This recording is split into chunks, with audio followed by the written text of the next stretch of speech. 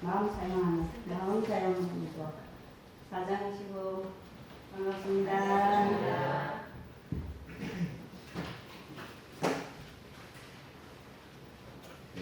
장마가 되니까 코로나도 막 이렇게 상경하고 있고 감기 걸리시는 분도 많은 것 같아요.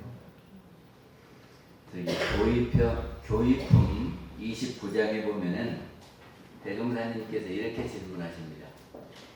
원불교에 가서 무엇을 배우느냐 하고 묻는다면 어떻게 대답하겠느냐 하는 겁니다. 원불교에 와서 무엇을 배우느냐고 묻는다면 우리 현장님은 뭘 배웁니까? 원불교 와서 뭘 배워요?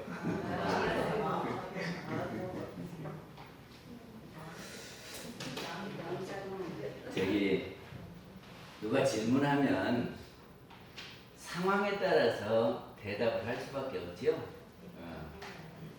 그런데 대체로 본다면 원불교에서는 마음 작용하는 법을 가르친다. 그래서 그거를 배운다 그러거든요. 모든 것이 마음이 들어서 하는 겁니다. 그래서 그거를 일체 유심주다 그러죠. 우리 일원상 서원문에서도 보면 변화, 무상으로 보면이 항상 그대로 있는 것이 아니라 변하는 것으로 보면 그 말입니다. 무상으로 보면 우주, 생주, 성주계공과 만물의 생로병사, 이건 누가 해요? 하늘이 하는 천조요. 그러니까 하늘이 이렇게 변화시키는 것이 있고 또 사생의 심신작용에 따라서 그랬다 그런 말이죠. 심신작용에 따라서 세상이 변화가 되는 거예요. 그러니까 하늘이 하는 것은 우리가 어쩔 수 없는 것이고 우리가 변화시키는 것은 심신작용이에요. 우리가 마음을 어떻게 먹고 행동을 어떻게 하느냐에 따라서 세상이 변한다 그런 말입니다. 그래서 우리 마음 작용하는 법을 배워서 그 마음 작용을 하면 세상이 변화가 일어난다 하는 말씀. 우리가 가진 것 중에서 제일 많이 사용하는 게 뭐죠? 우리가 가진 것 중에서 가장 많이 사용하는 게 뭐예요? 눈? 눈도 입도 그렇죠. 근데 우리 마음은 잠을 깨면서부터 시작해갖고 잠잘 때까지 계속 마음을 사용하고 있죠. 우리가 가진 것 중에서 제일 많이 사용하는 것이 어쩌면 마음이다 할 수 있습니다. 그리고 이 마음은 가장 기본이 되는 거예요.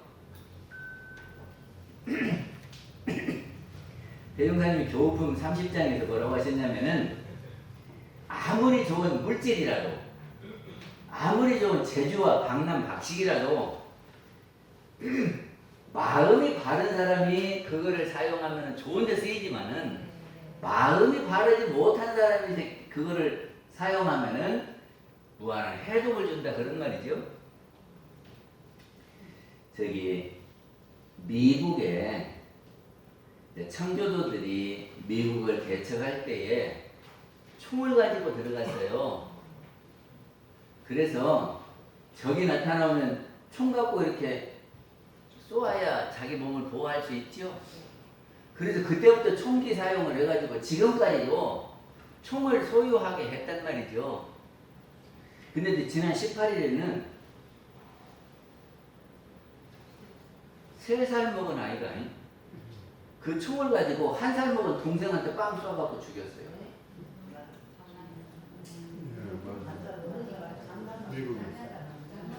그러니까는 이것이 총이 좋은 거예요. 좋은 것인데 그거를 사용할 줄 모르는 그런 애기가 잘못하면 사람을 죽이는 데다가 사용을 한다 그 말이죠.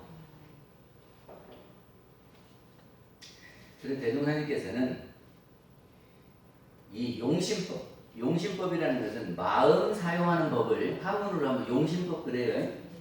이 용심법을 부지런히 배워서 천만 경계에 항상 자리이타로 모든 것을 선용하라. 자리이타는 나도 이롭고 다른 사람도 상대방도 이롭게 그 마음을 써라 이렇게 가르치시거든요. 그래서 원불교에서는 그 마음 작용하는 법을 어떻게 가르치느냐 하는 겁니다. 저기 이번에 오송 제2 지하차도에서 어떤 일이 있었냐면은 747번 버스가 저기 공항에서 이렇게 오송까지 들어오는 버스가 있는데 청주에 있는 데서 이렇게 교통 통제하니까 오송 지하차도로 이렇게 돌아서 갔대요. 그래가지고 그것이 터널만 437m인데 이렇게 터널을 이렇게 쫙 들어가고 나오는데 저기서 물이 확 달라들으니까 막 폭포처럼 물이 떨어졌대요.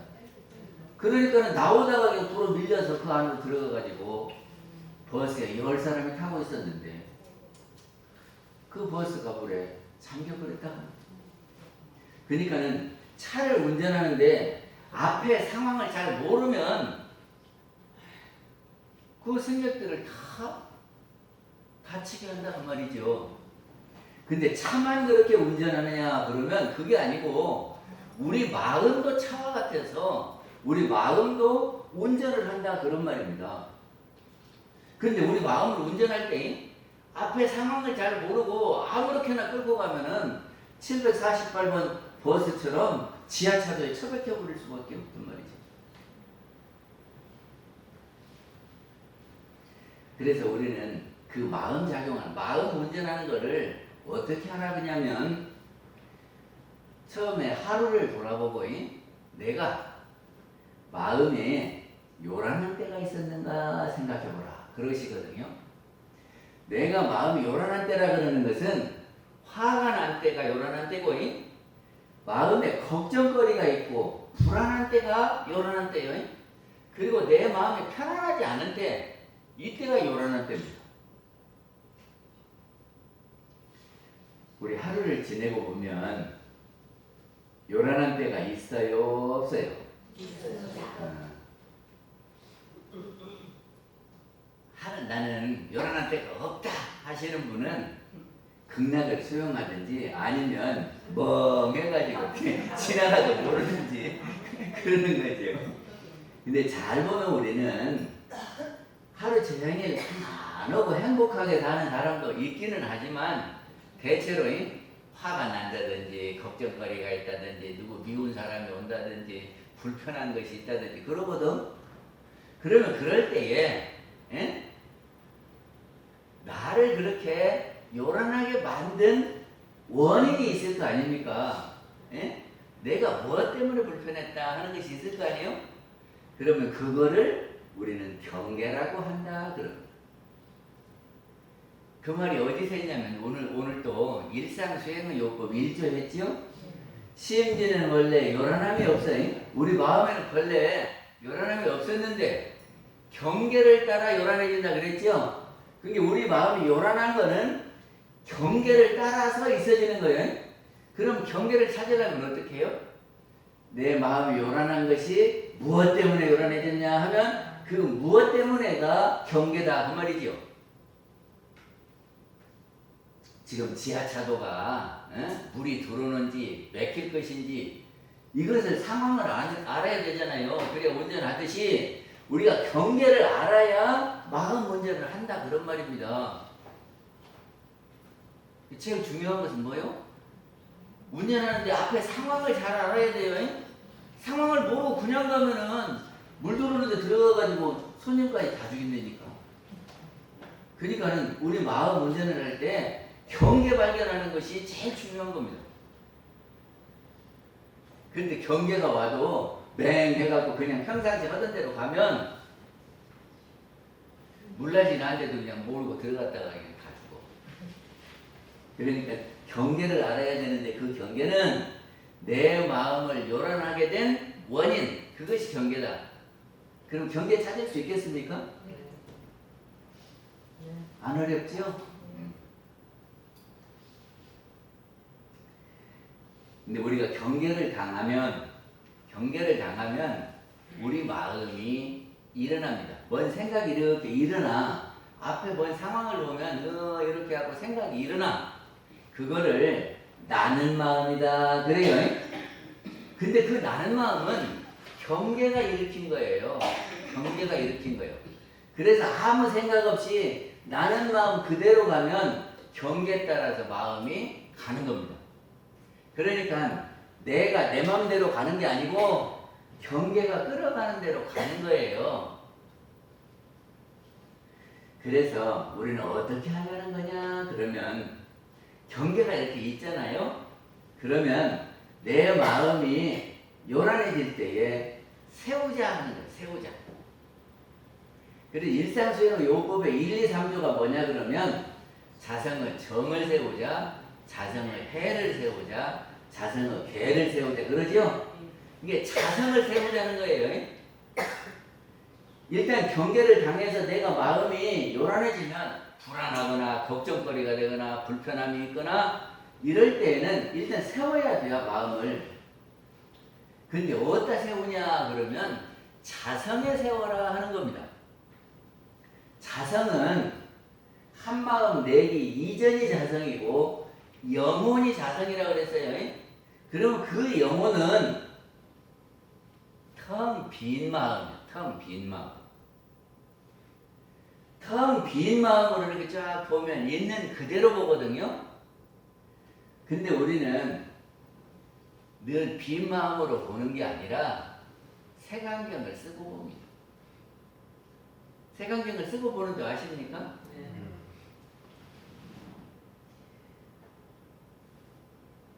누구를 이렇게 보는데 그 사람이 지금 하는 그 모습을 그대로 보여야 될 거 아니요? 그런데 어저께 그저께 그 사람이 뭐 하는 것을 봤어. 그러면은 그때 그 모습하고 지금 모습을 이렇게 겹쳐서 본다니까. 그러니까 만약에 미운 사람이 있잖아요. 미운 사람이 지금 먼지를 청소를 하고 있으면 저놈이 먼지를 하냐 이렇게 본다니까. 청소하면 그냥 그대로 보면 아이고 더러운 거를 치우고 있네. 아이고 애쓰네. 그렇게 봐야 될 거 아니요. 근데 미운 사람이 청소하면은 그렇게 좋게 보는 것이 아니라 저 자식이 응? 그렇게 본다니까. 그래서 우리는 내 마음이 불안하고 불편할 때에 그런 마음을 다 내려놓고 빈 마음으로 바라보라 이 말입니다. 그것이 세우자예요. 일단 멈추어서 빈 마음으로 바라보라. 그러면 빈 마음으로 바라보면 경계에 따라서 일어나는 마음이 일단 보이는 거예요. 그것이 자상에서 보는 마음을 영지가 본다 그래요. 그러면 지금 경계에 따라서 내 마음이 이렇게 나왔는데 다시 그 마음을 보면 이런 경계에 내 마음을 지금 이렇게 냈구나 하는 것이 보인다고 말이죠. 그리고 그렇게 보면은 이 마음이 이렇게 가면은 어디로 갈까? 응? 그것이 자성에서 이렇게 비추어 보면 경계에 따라 일어난 마음이 이렇게 가면은 나중에 싸물어갔네. 이렇게 보인다니까? 그러면 이렇게 가면 안 되겠구나. 그런 마음이 나겠지요? 그러면 어떻게 할까 하고 이렇게 해서 방향을 이렇게 잡으면 그것이 연구다 그런 말이에요.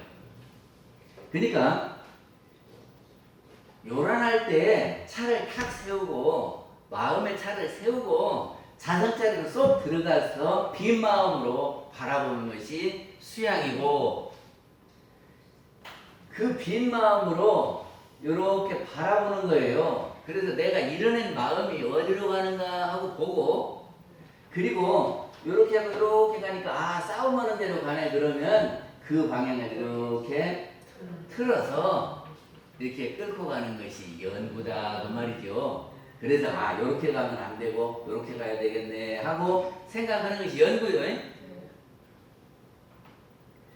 그래가지고 돌려가지고 운전을 계속 해가면은 이것이 취사다 하는 겁니다.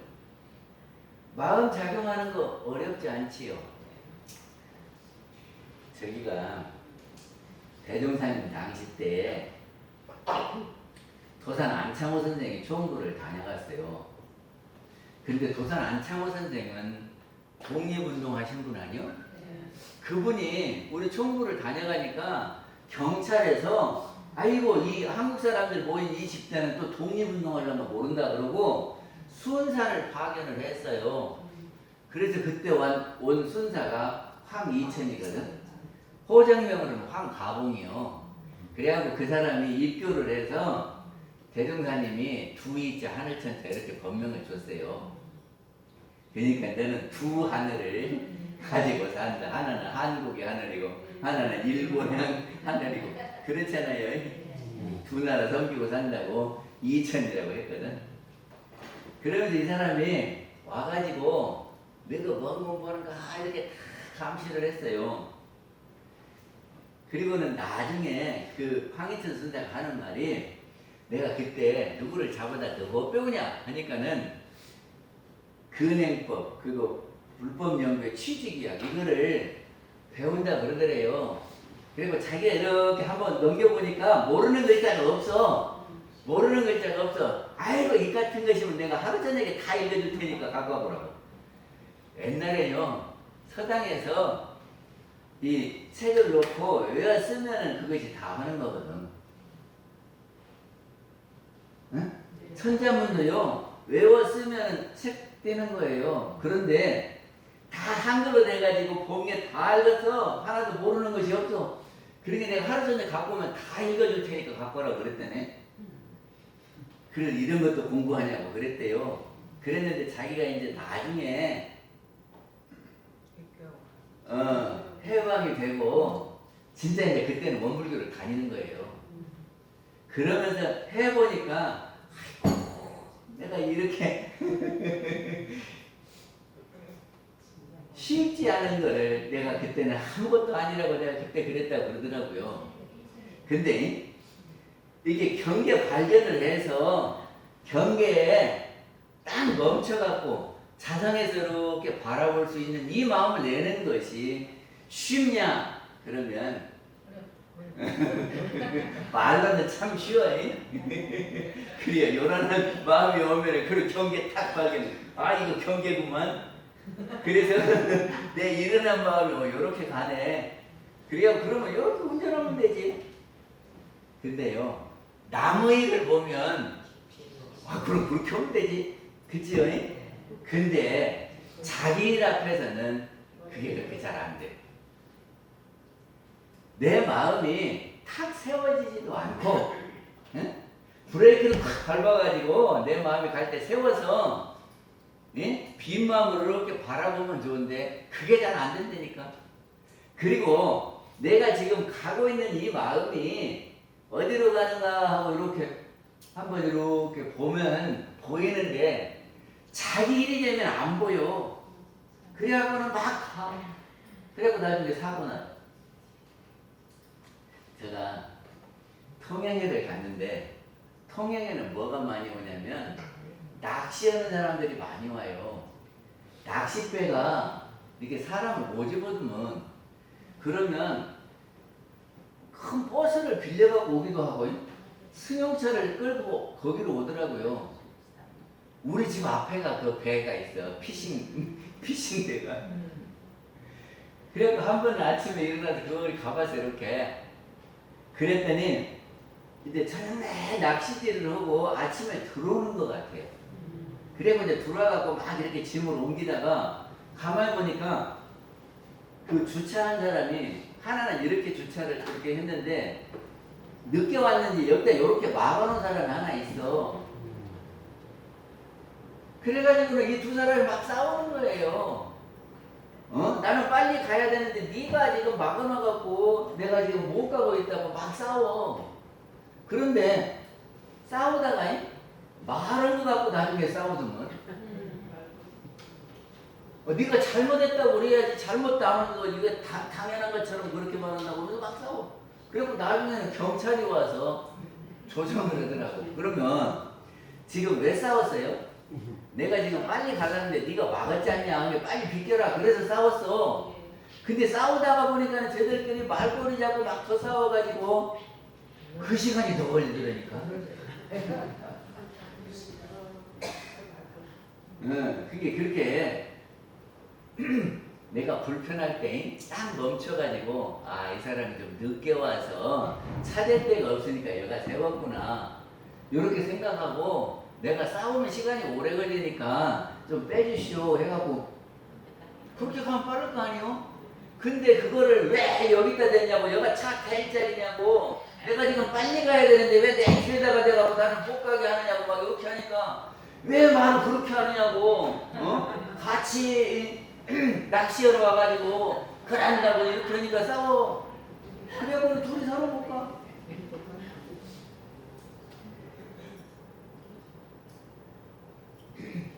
그러니까 자기 문제가 되면은 마음을 세우지 못하고, 예?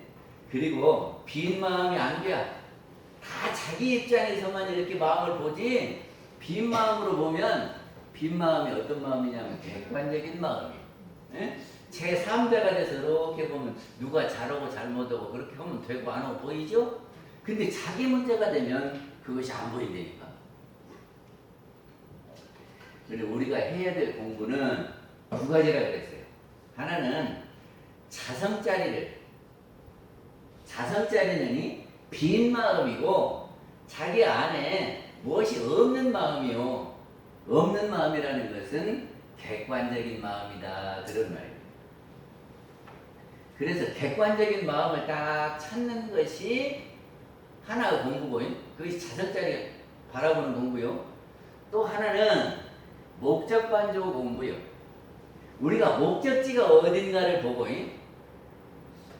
내가 지금 가려고 하는 것이 뭐지 하고 그 자리로 내가 지금 가냐 안 가냐 이렇게 보는 것이 목적반조라니까. 이 두 가지 공부요. 하나는 자기 입장에서만 생각하지 않고 객관적인 입장을 갖는 거, 이것이 자성 반조 공부고, 또 하나는 목적지를 바라보는 거예요. 그게 우리는 목적지가 어디랬어요? 낙원이라고 그랬어요. 그러니까는 내가 지금 이렇게 가면 낙원으로 가냐 쌈박지로 오는 데로 가냐, 요거 판단하는 것이 목적 반조 공부요.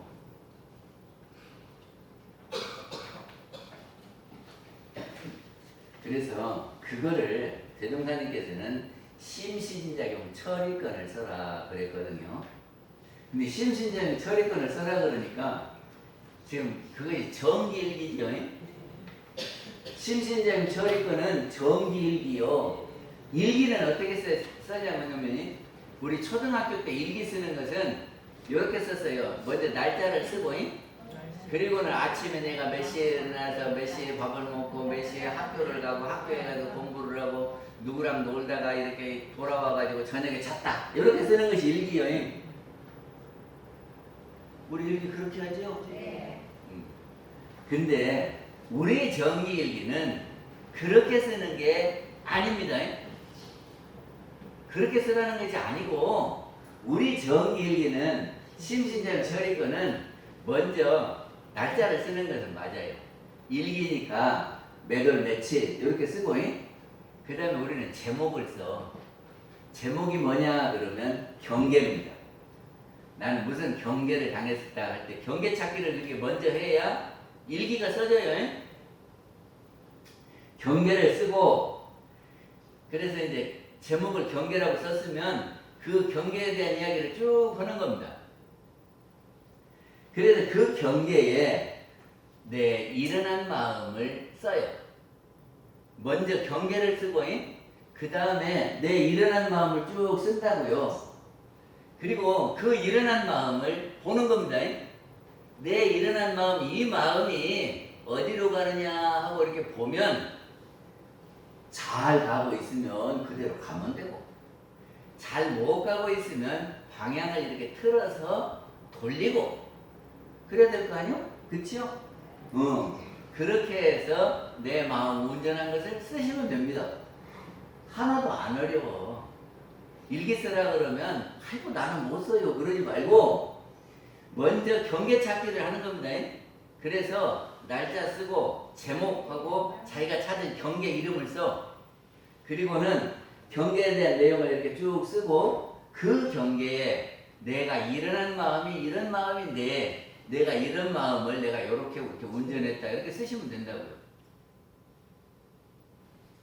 이것이 별것 아닌 것 같은데 이것이 마음 작용하는 법을 공부하는 아주 중요한 방법이에요. 그래서 이 마음 작용하는 심신적인 처리권을 써야 마음 공부가 되고 이 마음 공부를 하신 분이라야 이번 이제 법의사정 할 거거든요. 그래서 심신적인 처리권을 좀 써서 저한테 주시면 법의사정하는 데 도움이 될 거예요. 어떠실래요? 할래요? 안 할래요?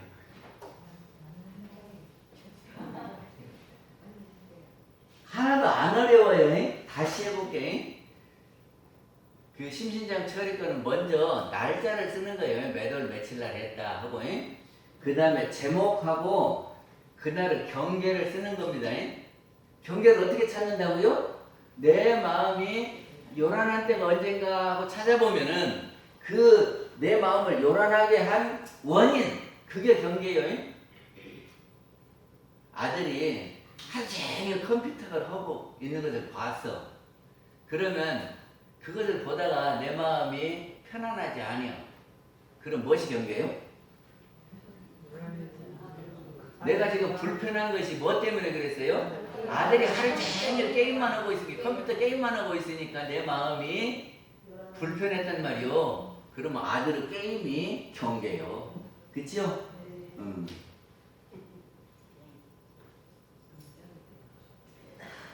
저기가 어느 날 저기 남편 보고 밥 먹읍시다 그러니까는 남편이 식탁에 와서 딱 앉아. 그런데 이 아내는 남편이 와서 숟가락도 좀 놓고 그럴 줄 알았어. 상도 좀 닦고 숟가락도 놓을 줄 알았더니 아무것도 안 하고 상에 와서 딱 앉기만 하니까 속으로 저놈 영감탱이 밥 먹으라고 가만히 와서 앉기만 한다고 좀 와서 숟가락이 안 놔졌으면 숟가락도 놓고 해야지. 그럼 불편하지.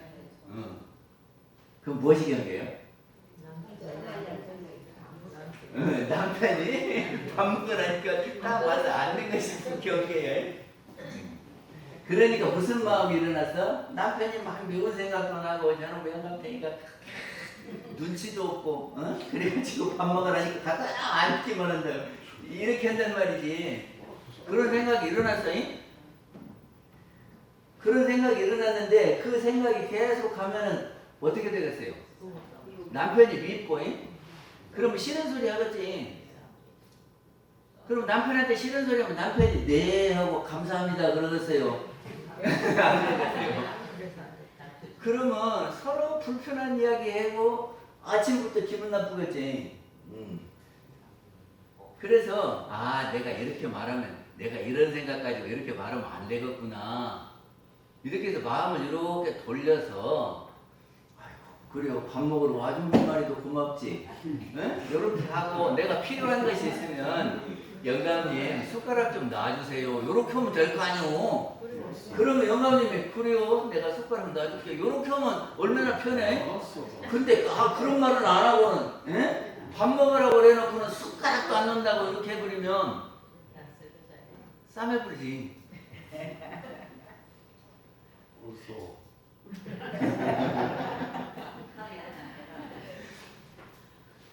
정산동사님이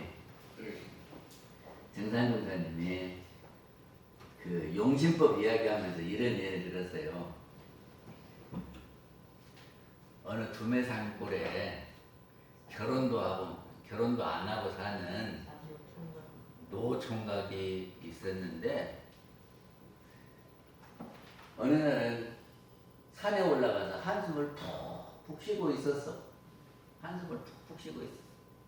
그러니까 지나가던 스님이 왜 그렇게 한숨 쉬고 있어? 하고 물었단 말이지. 그러니까는 내가 못 살겠어.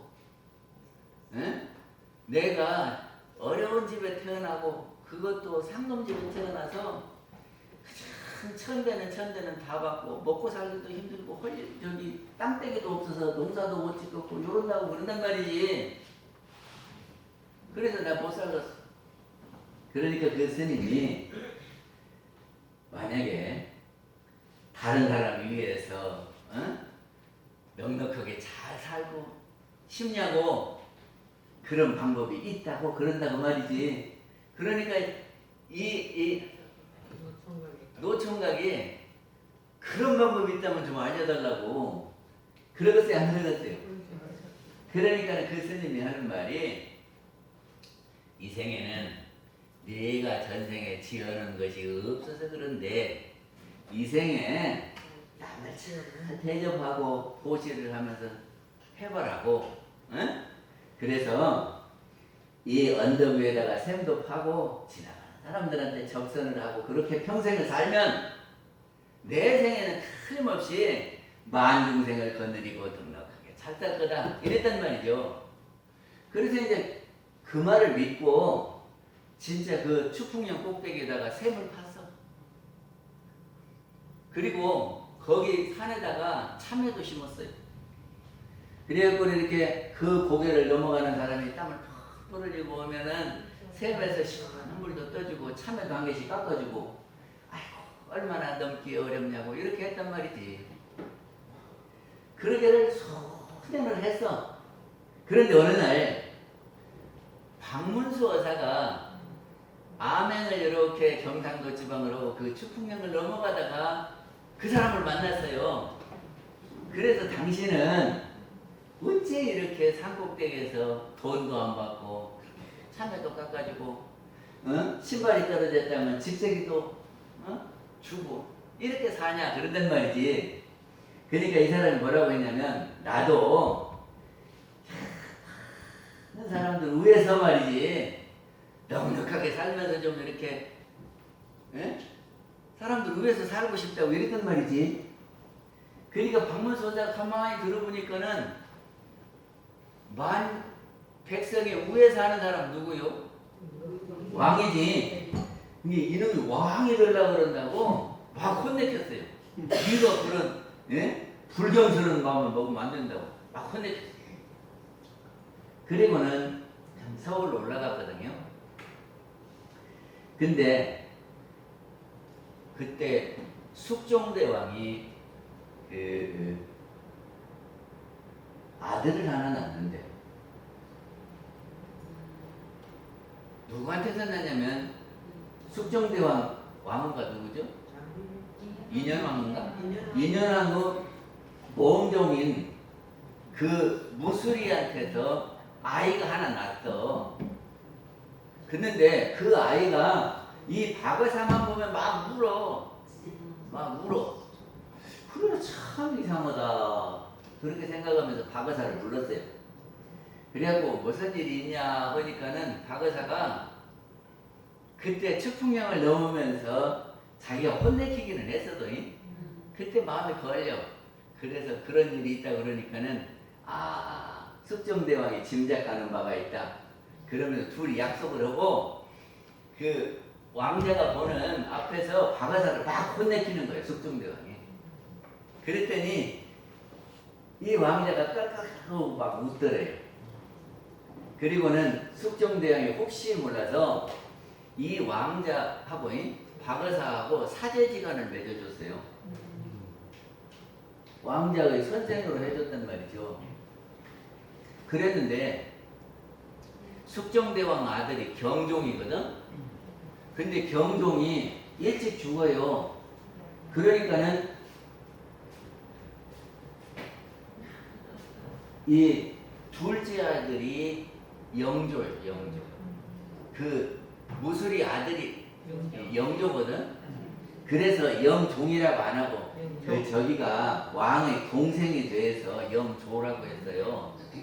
그래가지고 영조하고 박의사하고는 그런 관계라서 박의사가 영조를 많이 도왔어요. 그리고 나중에 박의사가 이렇게 그 귀환가기도 하거든. 그런데 영조가 나중에 영의정으로 추존까지 해요. 그래서 이 이 노총각이 늘 이렇게 마음을 이렇게 쓰니까 나중에 왕이 됐단 말이죠. 그러면서 마음을 어떻게 쓰느냐에 따라서 이렇게 변하는 거다라고 하는 예를 정산용사님이 하루는 한이치에서 들어주시거든요.